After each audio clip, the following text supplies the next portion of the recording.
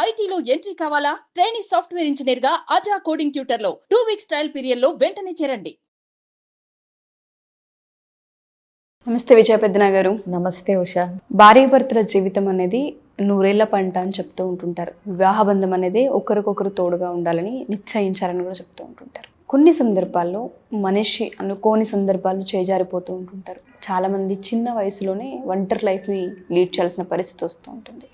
రియాలిటీని ఏ విధంగా యాక్సెప్ట్ చేయాలి అంటారు, ఏ విధంగా ముందుకెళ్లాల్సిన పరిస్థితి వాళ్ళకు ఉంటుంది అంటారు. అసలు చాలామంది ఒక సిచ్యుయేషన్ దగ్గరే ఆగిపోతారు. ఇంకా మనిషి దగ్గరే రిగ్రెట్స్తోనూ కొంతమంది ఇంకా నా లైఫ్లో ఇంకేం లేదనో అనుకుంటూ ఉంటారు. మనం ఏం చెప్పొచ్చు అంటే, ఫస్ట్ ఆఫ్ ఆల్ అసలు అట్లా పార్ట్నర్ని అంటే ప్రియమైన వ్యక్తిని, జీవిత భాగస్వామిని కోల్పోవటం అనేది అసలు చాలా వాళ్ళకి దురదృష్ట సంఘటన, వాళ్ళకి అత్యంత బాధాకరమైన విషయం. ఇకపోతే చిన్న వయసులో పోయినా పెద్ద వయసులో పోయినా బాధే. సో ప్రతి వ్యక్తికి దాన్ని తీసుకోవటం, అందులోంచి బయటపడటానికి వాళ్ళ మనస్తత్వాలను బట్టి టైం పీరియడ్ అనేది మారుతూ ఉంటుంది. సో ఇప్పుడు కొంతమంది అంటే పెద్ద అయిన కొద్దికి ఆ డిటాచ్మెంట్తో లేకపోతే ఆ మెచ్యూరిటీ లెవెల్స్తో పుట్టిన వాళ్ళు ఎలాగూ పోతారు అని చెప్పి వాళ్ళు పోవటానికైనా పార్ట్నర్ పోతుందనైనా అంటే ప్రిపేర్డ్నెస్తో ఉంటారు. ఒక వయసు వచ్చినప్పుడు వాళ్ళకి సడన్ షాక్ అని అయితే అనిపించదు. కాకపోతే బాధే. కాకపోతే చిన్నాళ్ళు పెద్దాళ్ళు ఆ చావుని, ఆ కోల్పోవటాన్ని చూసే దృష్టికోణంలో మార్పు ఉంటుంది. సో కొంతమంది ఏంటంటే ఇక దాన్ని తీసుకోగలుగుతారు, చిన్నాళ్ళైనా పెద్దాళ్ళైనా. కొంతమంది ఎంత ప్రిపేర్డ్గా ఉన్నా అసలు ఇక భార్య చనిపోతేనో లేకపోతే భర్త చనిపోతేనో మిగతా జీవితాన్ని అసలు ఇక నిస్సారంగా, నిర్వేదంగా ఇక అసలు ఎందుకు ఉన్నాన్రా బాబు అన్నట్టుగా జీవిస్తూ ఉంటారు. సో అది అంటే ఎంతవరకు కరెక్ట్, వాళ్ళని హింసించుకోవటం, అందులోంచి బయటికి రాపోవటం అనేది అంటే పూర్తిగా కరెక్ట్ కాదు. కానీ మనం వాళ్ళని అంటే జడ్జి చేయటానికి సరిపోము. అంటే వాళ్ళిద్దరు భార్యాభర్తల మధ్య అన్యోన్యత ఎట్లా ఉంది, వాళ్ళ రిలేషన్షిప్ ఎట్లా ఉంది, ప్లస్ ఈ వ్యక్తులు ఎంత సున్నితమైన మనస్కులు, ఎంత మెచ్యూరిటీ ఉన్నవాళ్ళు అనే దాన్ని బట్టి వాళ్ళు అందులోంచి ఎంత త్వరగా బయటకు వచ్చి నార్మల్గా వాళ్ళ జీవితాన్ని మళ్ళీ ఇదివరకుట్లాగా జీవించడానికి అవకాశాలు ఎవరికి వాళ్ళని బట్టే ఉంటాయి. ఇప్పుడు మనం కొన్ని వీడియోలు చేసాం. అంటే 40ల్లో 50ల్లో ఉన్నాళ్ళు కూడా భార్య భర్త ఎవరో ఒకళ్ళు లేనప్పుడు మళ్ళీ పెళ్లి చేసుకుంటే బాగుంటుందా, ఎవరన్నా ఏమన్నా అంటారా, చేసుకోవచ్చా మేము ఇప్పుడు అని అడిగిన వాళ్ళు కూడా ఉన్నారు. అది ఎందుకు అనుకుంటున్నారు? ఆ ఒంటరితనాన్ని భరించలేక సగం. ఇంకోటి, మనం ముందుకెళ్ళాలి జీవితంలో, అయితే ఖచ్చితంగా ముందుకెళ్ళాలి. ఎవరున్నా లేకపోయినా జీవితం ఆగిపోదు, ఆపకూడదు కూడా. అంటే అర్ధాంతరంగా ఆత్మహత్యలు చేసుకొని జీవితాన్ని బలి చేసుకోవటం ఇట్లాంటివి కరెక్ట్ కాదు. అసలు మనిషి నిజంగా చావు పుట్టుకల గురించి ఆలోచిస్తే కనుక, అంటే ఆధ్యాత్మికంగా ఇప్పుడు పుట్టినవాళ్ళు చనిపోక తప్పదు. అవునా? సో ముందు వెనకల పక్కన పెడితే పుట్టినవాడు గిట్టక మానడు అన్నట్టు చనిపోవటం అనేది పార్ట్ ఆఫ్ ద ప్రాసెస్. ఇవాళ కొత్తగా మనతోనే మొదలయ్యేది కాదు, మనతోనే ఆగిపోయేది కాదు. కాబట్టి ఏంటంటే అనుకోని సంఘటన వల్ల అకస్మాత్తుగా జరిగినప్పుడు తీసుకోవటం మనిషికి ఇంకా కష్టం అవుతుంది. బట్ ఇప్పుడు చిన్నాళ్ళు దాన్ని ఎట్లా తీసుకోవాలి అంటే, చిన్నాళ్ళు ఇప్పుడు మళ్ళీ అందులోంచి బయటపడిన తర్వాత మళ్ళీ ఇంకొక వ్యక్తిని వాళ్ళ జీవితాల్లోకి ఆహ్వానించే ఇంట్రెస్ట్ ఉంటే కనుక మళ్ళీ పెళ్లి చేసుకోవచ్చు, తప్పేమీ లేదు. అది వయసుకు కూడా సంబంధించింది ఏం లేదు, చిన్నాళ్ళనే ఏం కాదు అది. ఇంకొకటి, ఆ వెళ్ళిపోయిన వాళ్ళని మర్చిపోవాలని ఎక్కడా లేదు. మూవ్ ఆన్ అవ్వటం అంటే వాళ్ళని మర్చిపోయి వాళ్ళ జ్ఞాపకాలన్నింటినీ అంటే కాల్చేసి తుడిచేసి ఏదో చేసినా ఇక్కడ ఉండే అక్కడ ఉంటానే ఉంటాయి.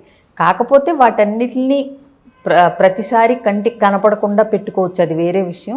మూవ్ ఆన్ అవ్వాలి జీవితంలో అంటే వాళ్ళని ఖచ్చితంగా మర్చిపోమ్మని కాదు, వాళ్ళ యొక్క జ్ఞాపకాలని అంటే అందంగా నెమరు వేసుకుని అది ఒక పార్ట్ ఆఫ్ ద లైఫ్ అన్నట్టుగా తీసుకోగలగాలి. ఎందుకంటే ఒక వ్యక్తి మరణించటం వల్ల ఇంకొక వ్యక్తి జీవితం ఆగిపోదు, అవునా? ప్రతి ఒక్కళ్ళకి ఒక టైం పీరియడ్ అనేది ఉంటుంది. బట్ అందరూ ముందుకి వెళ్ళగలుగుతారు. ఆ వెళ్ళే టైం గనక అంటే ఆ బాధపడటానికి, ఆ ఏడవటానికి, ఆ గ్రీవింగ్ పీరియడు ఇవ్వకుండా టక బాధ్యతలు ఉన్నాయని ఏదో పడిపోతే మాత్రం వాళ్ళకి ఇంకా ఎక్కువ రోజులు పడుతుంది చెప్పాలంటే. ఎందుకంటే ఆ ఫీలింగ్స్ అన్నీ పక్కన వాళ్ళతో షేర్ చేసుకోవాలి, వాళ్ళ గురించి నెమరు వేసుకుని ఏదన్నా రాసుకోవాలి, జర్నలింగు, మొత్తం లోపల ఉన్న దుఃఖము బాధ అంతా బయటకు వచ్చేయాలి. బయటకు వచ్చేసిన తర్వాత ఇంకొకటి, వీళ్ళకి మళ్ళీ బాధ్యతలు కూడా ఉంటాయి.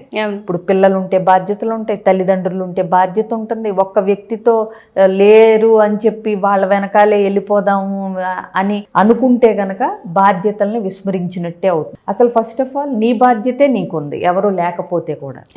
ఒక వ్యక్తి చనిపోయిన వెంటనే ఆ భార్య భర్త వెంటనే వాళ్ళతో పాటు చనిపోవాలి అన్నంత ఫీలింగ్స్ మొదట్లో ఉంటాయి, కానీ ఆ బాధను వ్యక్తపరుస్తూ ఆ టైం తీసుకుని, ఆ బాధపడటానికి కూడా టైం తీసుకుని అందులోంచి బయటికి రాగలిగిన తర్వాత ఇకపోతే చిన్నాళ్ళ పెద్దాళ్ళ అని నువ్వు అడిగావు. వాళ్ళకున్న వాళ్ళ బాధ్యతలను బట్టి ఎలాంటి కార్యక్రమాలైనా చేసుకోవచ్చు. ఇప్పుడు పిల్లలుంటే ఒక తల్లి పిల్లల్ని పెంచి పెద్ద చేయాల్సిన బాధ్యత ఉంది, అవునా? ఇప్పుడు వృద్ధులైన తల్లిదండ్రులు ఉంటే పెద్దాళ్ళు అయిపోతే వాళ్ళని చూసుకోవాల్సిన బాధ్యత ఉంటుంది, ఉద్యోగమో ఏదోటి ఉంటుంది. సో ఇవన్నీ నిర్వర్తించుకుంటూ నువ్వు ముందుకెళ్ళటానికి ప్రయత్నించాలి. అంటే ఆ వెళ్ళిపోయిన వాళ్ళు ఒక అందమైన జ్ఞాపకంగా నువ్వు వాళ్ళని గుర్తు చేసుకుని ఒక అందమైన జ్ఞాపకాలుగా ఉంచుకోవాలి తప్పితే వాళ్ళని అంటే మిస్ అవుతున్నాం అని చెప్పి దాని గురించి అతిగా బాధపడటం వల్ల వచ్చే బాధ ఇంకా ఎక్కువగా ఉంటుంది. సో కాబట్టి ఎవరి బాధ్యతలు వాళ్ళు నిర్వర్తించాలి. ఇప్పుడు కొంతమంది ఉంటారు, వాళ్ళకి బాధ్యతలన్నీ అయిపోతాయి, శేష జీవితాన్ని గడుపుతూ ఉంటారు. అలాంటి వాళ్ళు ఏంటంటే వాళ్ళ మనసుకు నచ్చిన కార్యక్రమాలలో వ్యాపకాలు పెంచుకోవటానికి ప్రయత్నించాలి. అంటే ఆధ్యాత్మికంగా కానీ, గుళ్ళు కానీ, లేకపోతే తీర్థయాత్రలు కానీ, లేకపోతే సత్సంగాలు కానీ, అలాంటి గ్రూపులతో ఉండటం కానీ అట్లాంటివి చేసుకోవచ్చు. అలాగే కొంతమంది ఆర్థికంగా చక్కగా వెల్ ఆఫ్ ఉంటారు, వాళ్ళైతే సామాజిక కార్యక్రమాలు, చారిటీ ప్రోగ్రామ్స్ ఇట్లాంటివి చేసే గ్రూపుల్లో జాయిన్ అయితే ఏంటంటే వాళ్ళకి ఎప్పుడు ఏదో ఒక వ్యాపకం ఉండేలాగా వాళ్ళు ఏదో ఒకటి అంటే పనులు ఉంటాయి కదా, ఇవాళ అక్కడనో లేకపోతే ఇక్కడికనో, ఈ అనాథాశ్రమం కనో ఆ వృద్ధాశ్రమం కనో ఏదో ఒకటి వాలంటీర్ చేయటమో ఇట్లాంటివన్నీ చేసుకోగలగాలి. అలాగే హాబీస్ ఏదన్నా ఉంటే వాటిల్ని మళ్ళీ అంటే ఇదివరకు పనుల్లో పడిపోయి తీరిక లేకుండా ఉన్న చిన్న చిన్న సంతోషాలు, హాబీస్ ఏమన్నా ఉంటే కుట్టుకోవటం కానీ, పెయింటింగ్లు కానీ, ఆర్ట్ కానీ, ఏదైనా పాటలు పాడటం కానీ, మ్యూజిక్ కానీ, వేణో గిటారో, అసలు వాళ్ళకి ఏది ఉంటే అది. సో రాయటం ఉంటుంది కొంతమందికి. సో ఇలాంటివి ఏదైనా సరే మళ్ళీ వాటిల్ని బూజు దులిపి మళ్ళీ వాటిల్ని మొదలుపెట్టి వాటిల్ని అంటే ఏదో వాటి ద్వారా ఏం సంపాదించక్కరా, నీ మనసుకు ఉల్లాసంగా నీకు టైం కొంచెం సేపు గడిచేలాగా ఇట్లాంటివి. అలాగే ఒకళ్ళిద్దరు బాధ్యత తీసుకుని వాళ్ళ అంటే చదివించటం కానీ ఏదన్నా వాళ్ళకున్న ఆర్థిక స్తోమతను బట్టి. అంటే లైఫ్ని ఒక పార్ట్నర్ని కోల్పోయిన తర్వాత కూడా ఏ వయసులో అయినా సరే కంటిన్యూ ఖచ్చితంగా చెయ్యొచ్చు. ఓకే, అది ఎలాగో తెలియకపోతే ఇబ్బందులు వచ్చే అవకాశం ఉంటుంది, తెలుసుకునే ప్రయత్నం అయినా చెయ్యొచ్చు. సో కాబట్టి జీవితం ఒక దగ్గర అయితే ఆగిపోదు. ఇంకొకటి నిజం చెప్పాలంటే ఒకళ్ళు లేకుండా ఇంకొకళ్ళు బ్రతకలేరు అనేంత నిజంగా మనం స్పిరిచువల్గా కనుక ఆలోచిస్తే బ్రతకలేకపోతున్నాం అనే భావనలో నుంచి కూడా బయటికి రావచ్చు.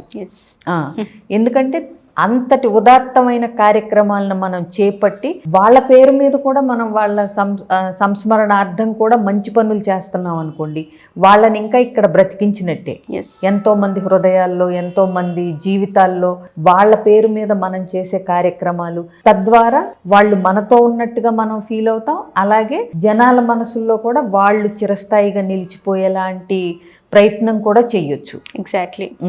మనిషి లైఫ్ అనేది ఒక మనిషి లేకపోతే ఆగదు అనేది ఆ వాస్తవాన్ని, ఆ రియాలిటీని ఎప్పుడైతే తెలుసుకుంటామో నిజ జీవితం అనేది ఫుల్ఫిల్మెంట్గా ముందుకు తీసుకెళ్ళొచ్చు అని అర్థమవుతుంది. థ్యాంక్ యూ విజయ పెద్దన గారు, థ్యాంక్ యూ సో మచ్.